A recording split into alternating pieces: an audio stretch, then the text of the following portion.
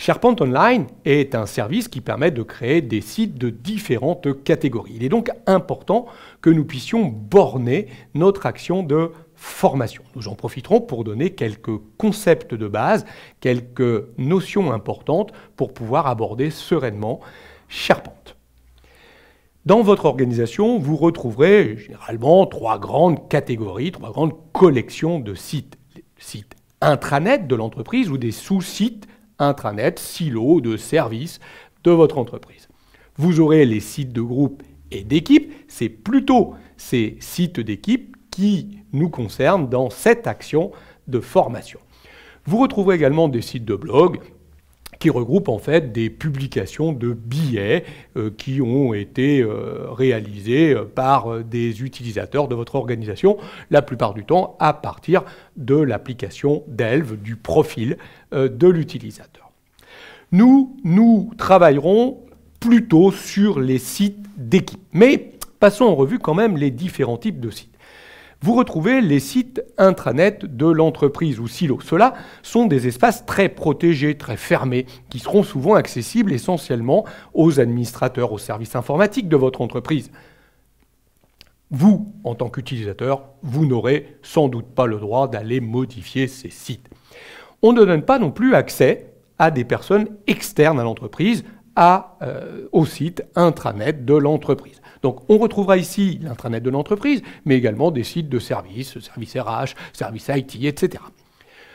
Alors ce qui est important de noter, c'est que ces sites se trouveront créés au niveau de la racine de l'intranet de l'organisation. Autrement dit, ils seront accessibles à partir de https votre domaine.sharepoint et se retrouveront ici, juste derrière cette racine. Si vous créez un sous-site, par exemple de service, on le retrouvera directement à partir de là. Nous n'aborderons pas ces sites intranet. Nous travaillerons plutôt sur les sites d'équipe qui sont plutôt transversaux, beaucoup plus ouverts. Ils reposent sur les groupes Office 365 et là, ils vont être accessibles à presque tous les employés. Chacun va pouvoir créer son site pour se réunir avec ses collègues le temps d'un projet.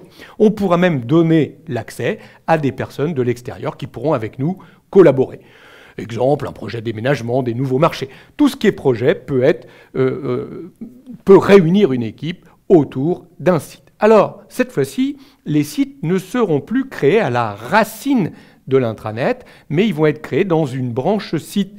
Ainsi, on va les retrouver à partir de l'adresse https, votre nom de domaine SharePoint, et sous la racine site, où là, derrière, vous retrouverez chacun de ces sites. C'est ces sites de groupe et sites d'équipe que nous allons aborder dans cette action de formation. Juste pour être complet, vous retrouverez également des blogs qui sont plutôt les sites personnels des utilisateurs. Les utilisateurs pourront créer des billets à partir de l'application Delve et eux, vous les retrouverez directement à partir de votre domaine SharePoint dans un sous-dossier portal à partir desquels vous retrouverez notamment un sous-dossier Hub et vous retrouverez les billets des différents utilisateurs. Voilà pour les différents types de sites que vous allez, ou collections de sites que vous allez retrouver dans votre organisation. Votre administrateur SharePoint peut créer d'autres collections, bien évidemment, pour regrouper les sites, mais nous n'aborderons pas ici les outils d'administration. Je vais juste vous montrer comment créer un site d'équipe à partir de SharePoint et comment lui ajouter toute une série de contenus pour pouvoir collaborer avec vos collègues.